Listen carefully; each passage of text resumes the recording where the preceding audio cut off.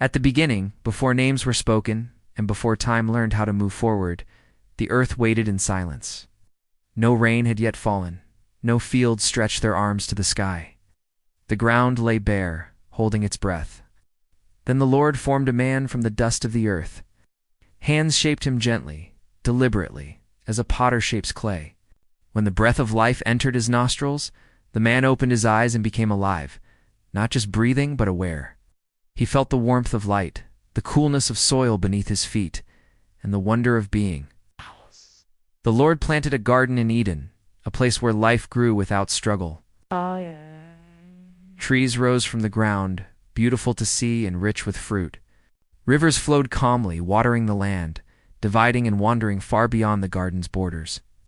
Everything the man needed was already there, waiting for him. At the center of the garden stood two trees unlike the others.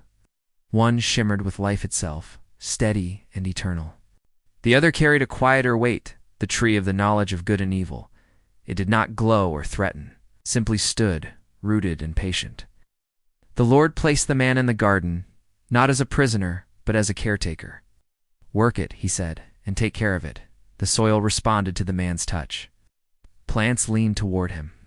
The garden and the man learned one another. Then the Lord spoke a boundary into the abundance. "You are free to eat from any tree in the garden," he said, his voice neither harsh nor distant. "But you must not eat from the tree of the knowledge of good and evil. On the day you eat from it, you will surely die." The man listened. He did not yet understand death, but he understood trust.